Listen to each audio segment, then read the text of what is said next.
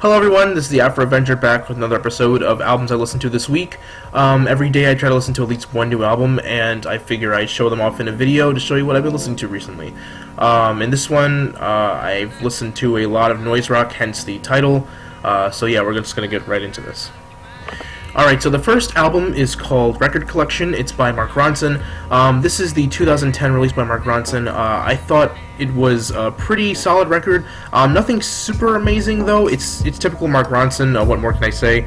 It features a lot of big names though. It's a good record if you're into like 80s, 90s pop, R&B, soul, and hip hop with new wave influences. So not a bad record, but nothing amazing in my eyes. Alright, so this next album is called Dazzler by Allison's Halo.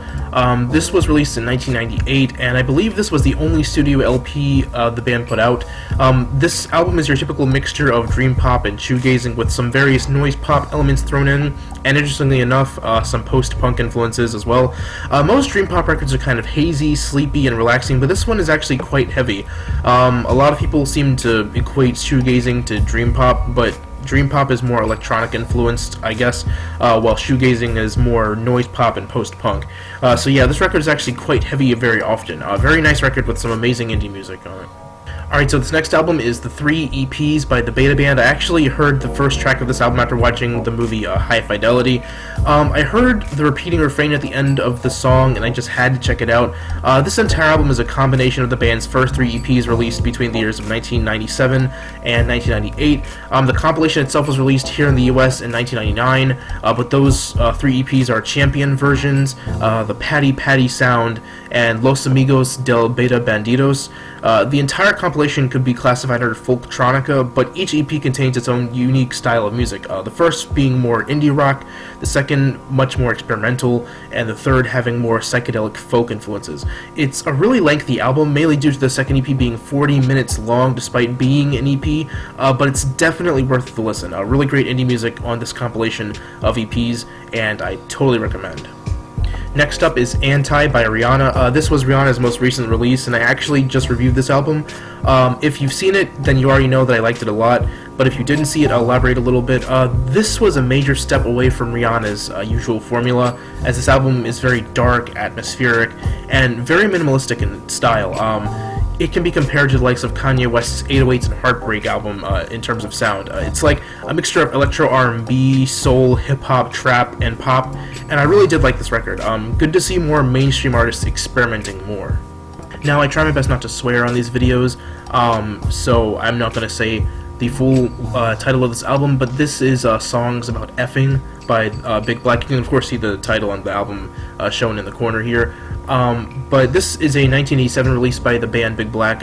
It's their second as well as their final full-length release after their official debut album, Atomizer. It's a lot of heavy noise rock, post-punk, just really aggressive, gnashy, distorted, noisy music with obvious heavy metal influences, and even some blues rock influences here and there.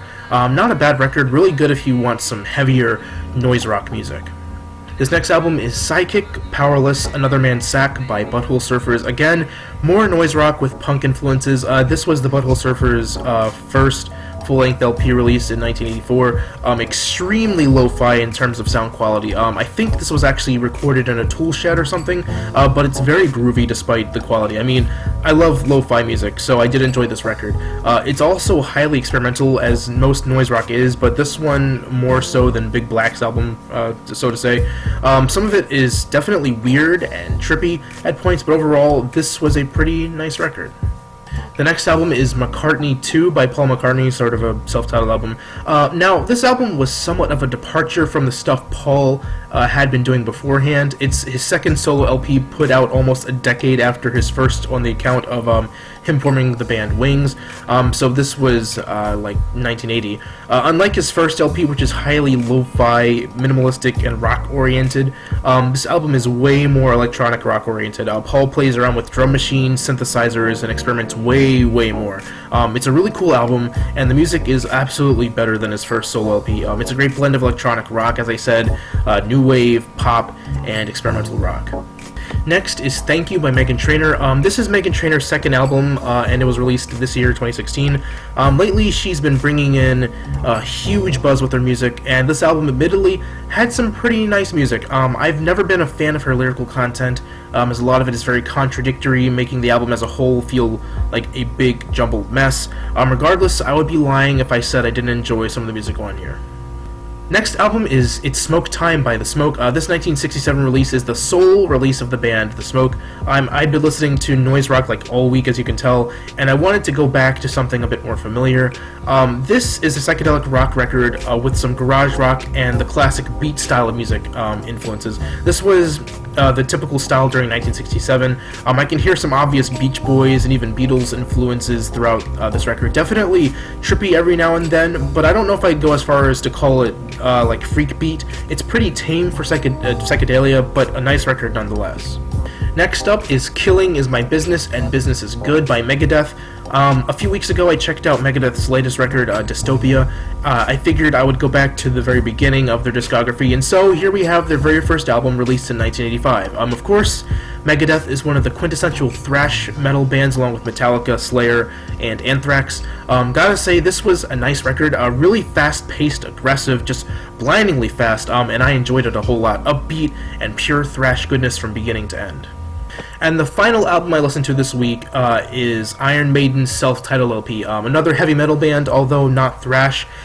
This is the debut album of Iron Maiden, released in 1980. I listened to this right after listening to the Megadeth record, and it was a huge step away from what I just heard minutes prior. Heavy, yes, fast, absolutely, but it was much more melodic, both in the vocals and instruments. I could hear what sounded like glam metal influences every now and then, which is never a bad thing. I mean, I like glam metal.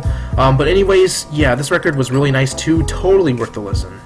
Well, that does it for this episode of Albums I Listened to This Week. Thank you all for watching. I hope you all enjoyed, and if you did enjoy, please hit that like button, also subscribe if you want to see more.